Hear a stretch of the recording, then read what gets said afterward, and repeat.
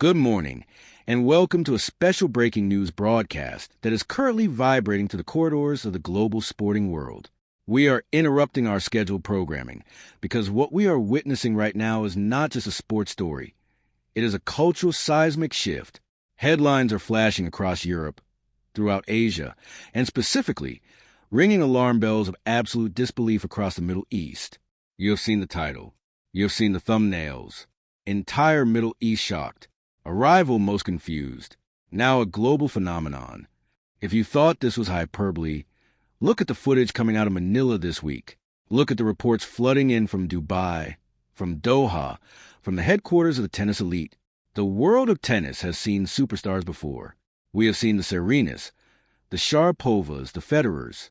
But we have rarely, if ever, seen a rise quite like this. A rise that has turned a standard tournament arrival into a scene of absolute, unadulterated chaos. We are talking about Alexandra Eala, the 20-year-old Filipina sensation who has, in the last 48 hours, effectively redefined what it means to be a tennis star in Southeast Asia. Let's unpack the headline that has everyone talking. Arrival most confused. What does that mean?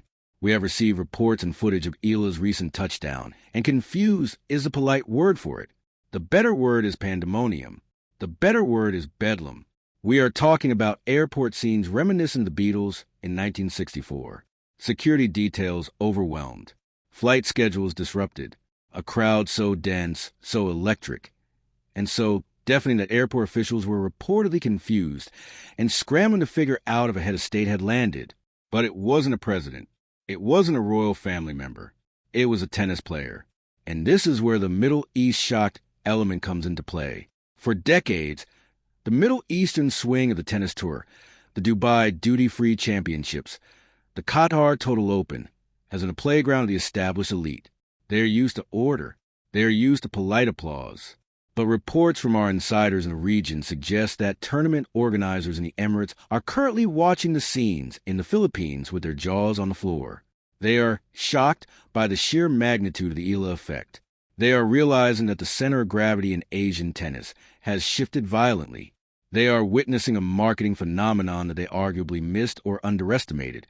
And now they are scrambling to understand how a 20-year-old from Quezon City has commanded a level of passion that rivals the biggest football stars on the planet. This isn't just about a forehand or a backhand anymore. This is about a movement. Just look at the context. It is January 2026. We are currently watching the Philippine Women's Open, a WTA 125 event. Usually these events are quiet, developmental tournaments. But because of her, the Rizal Memorial Coliseum is shaking to its foundations. She has just dispatched opponents like Alina Kariva and Jimeno Sakitsum with a ferocity that borders on terrifying. She is ranked world number 49, a historic high, but her fame is ranking number 1. The confusion is real because the system wasn't built for this. The shock is real because the old guard didn't see it coming. Tonight, we're going to go deep. We are going to ignore the sound bites and the 30-second clips. We are going to conduct a forensic analysis of the last 12 months of Alexandra Eala's life to understand why this is happening. We will look at the matches that stunned the world. The victory over IGA Swiatek in Miami, the gold medal controversy in the SEA Games, and the chaotic scenes we are seeing today. Why is the Middle East watching so closely? Why is the tennis world seemingly confused by the scale of her celebrity? And is Alexandra Eala about to become the biggest female athlete in Asia, period? Buckle up. The data is in. The footage is analyzed. And the verdict is clear. The Eala era isn't coming. It is here, and it is louder than anyone expected. Let's dive in. To understand the shockwaves currently hitting the tennis establishment, we cannot just look at today. We have to look at the trajectory. We have to understand the anatomy of a global phenomenon. When we use that phrase, global phenomenon, it is often thrown around lightly in sports media. A player wins one match, and they are a phenomenon. But in the case of Alex Eala, the term is being applied literally. We are seeing a convergence of athletic excellence, nationalistic fervor, and marketing gold that is unprecedented in the history of Southeast Asian tennis. Let's start with the confusion at the arrival. This specific incident, which has gone viral under the tag a rival most confused, is a microcosm of her current reality. When Alex Eala touched down for Philippine Women's Open this week, reports indicate that the logistics of the airport were fundamentally broken by the crowd size. Why? Because the Filipino diaspora and the local fan base see her as something more than an athlete. In a world where Philippines has worshipped boxing icons and beauty queens, Eala represents something new: global dominance in a colonial sport. Tennis is the sport of the elite, of the country clubs of Europe and the academies of Florida. For a Filipina to not just participate, but to dominate, to stand toe-to-toe with the giant of the WTA Tour, creates a psychological connection with the fans that is visceral. The confusion at the airport was a physical manifestation of a nation starving for the specific kind of hero. But why is the Middle East specifically cited in our headline as being shocked? This is a fascinating geopolitical angle of tennis that few are talking about. The Middle East, specifically the UAE, Qatar, and Saudi Arabia, has invested billions into becoming the new hub of global tennis. They want the stars. They want the attention. For years, they have relied on the European stars to sell tickets. But they have a massive demographic problem. They need an Asian superstar to engage the millions of Asian expatriates living in the Gulf. They have been waiting for a Chinese or Japanese player to take the mantle of Li Na or Naomi Osaka. Instead, they got Alex Eala. The shock rippling through the Middle East tennis organizers right now is the realization that the biggest draw in Asia is not coming from traditional powerhouses of East Asia, but from the Philippines. They are shocked because they are looking at the ticket sales and the engagement metrics for the upcoming Dubai duty-free championships, and realizing that if they can get Eala, they sell out. If they don't, they miss the wave. Our sources indicate that high-level discussions are happening right now in Doha and Dubai. They're looking at the footage from Manila, the screaming fans, the full stadiums for a mere WTA 125 event. And they're asking, how do we replicate this energy here? The shock is the realization of a missed opportunity or the desperate scramble to capitalize on a rising stock. Let's talk about the tennis, the actual game. Because you don't get mobbed at an airport just for being famous. You get mobbed for winning. The last 12 months for Alexandra Eala have been a masterclass in grit and evolution. We have to talk about Miami 2025. This was a turning point. This was the moment the confusion about her potential ended and the certainty of her talent began. Entering the Miami Open, Eala was a wild card. The tennis world looked at her as a prospect. By the time she left, she was a giant killer. Defeating IGA Swiatek, the former world number one and arguably the best clay/hardcourt player of her generation, was not just an upset, it was a dismantling. Analysts broke down that match. It wasn't that Swiatek played badly. It was that Eala played with a left-handed ferocity that the tour wasn't ready for. The Rafa Nadal Academy influence is undeniable. The heavy topspin, the refusal to die in a rally, the mental fortitude. But there's a unique Filipino flair to her game, a creative shot-making ability that confuses opponents who are used to the robotic baseline bashing of the modern game. Then came the U.S. Open 2025, the match against Clara Tauson.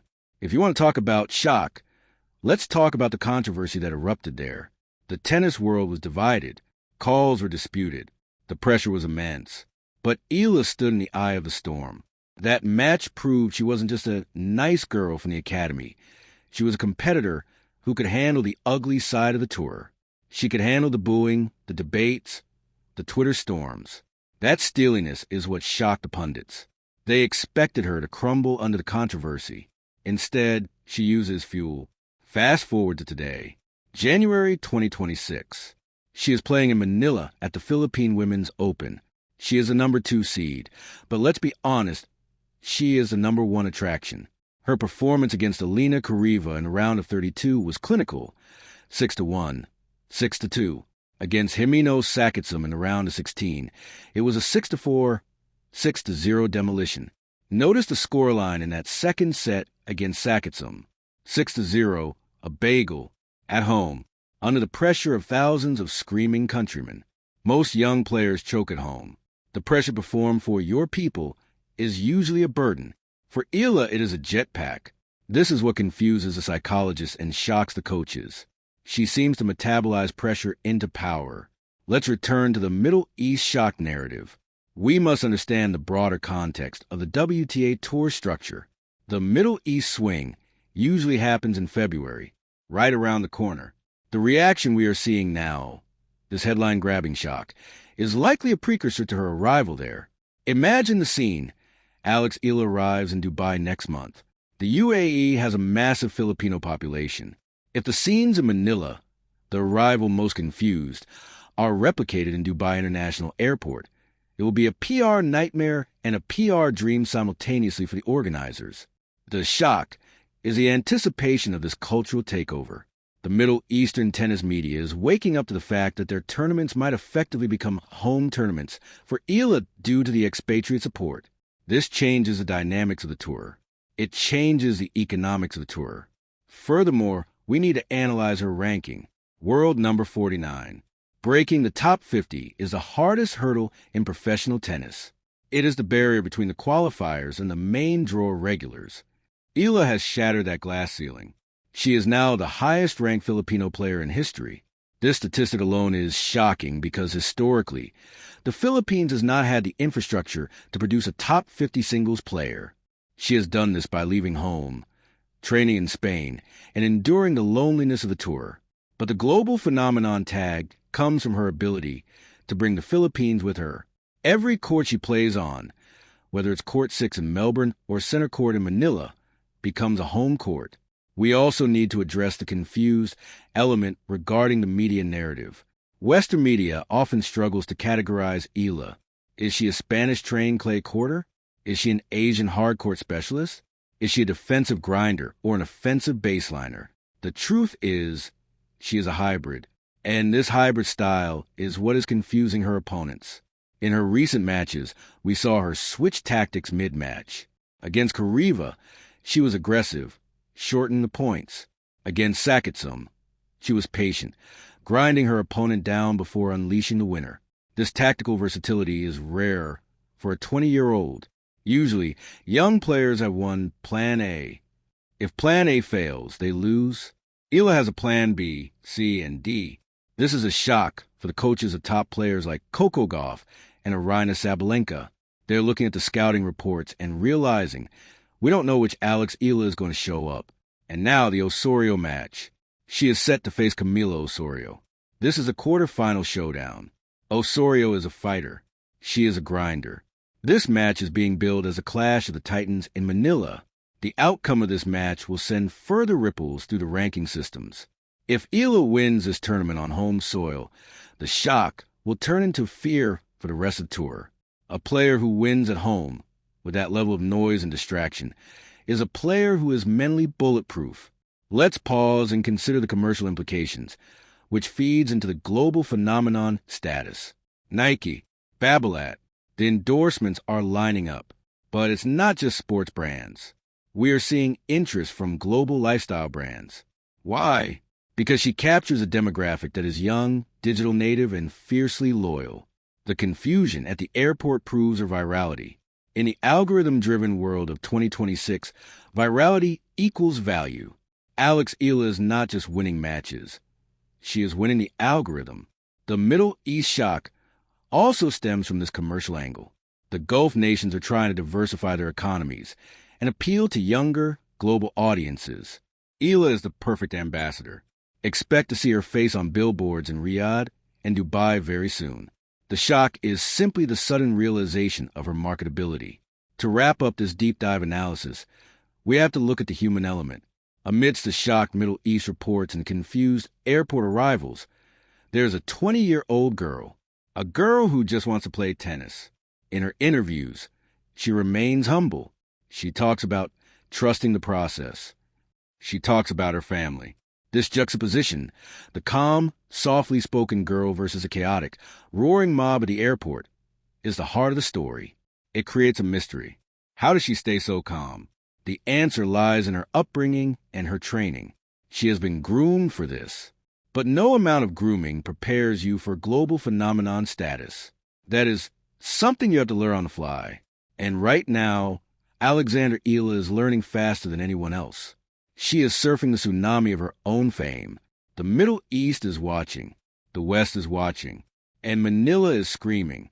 The chaos at the airport was not an accident. It was an arrival statement. The queen of Asian tennis is not coming soon. She has landed. And the confusion? The shock? That's just the world trying to catch up to her pace. So, where do we go from here? We have analyzed the headlines. We have dissected the shock felt in the Middle East and confusion on the tarmac in Manila. But as we sign off tonight, I want to leave you with one thought. What we are witnessing with Alexandra Eala is the birth of a legacy in real time. In sports, we often only appreciate the magnitude of a player's impact when they retire. We look back at the trophies and the stats. But with Eala, we have the rare privilege of watching the rocket leave the launch pad. The smoke is still clearing. The ground is still shaking. The shock in the Middle East will subside, replaced by acceptance that a new power has risen. The confusion at the airports will likely become the new normal, standard procedure for a global icon. Security protocols will change. Terminals will be cleared. That is the price of greatness. But for Alex, the mission remains the same. The yellow ball, the white lines, the next point. As she prepares for her next match in Manila, and as she looks toward the clay courts of Europe and the hard courts of America later this year, she carries more than just a tennis bag. She carries the hopes of a nation and the attention of a continent. The Middle East may be shocked today. The airport may be confused today. But tomorrow, the world will just be watching. And they won't be confused anymore. They will be believers. This has been a deep dive into the Eala phenomenon. We will continue to monitor the situation in Manila and the reaction from the global tennis community. For now, keep your eyes on the court, because history is being written with every swing of that left-handed forehand. Good night, and keep watching the game.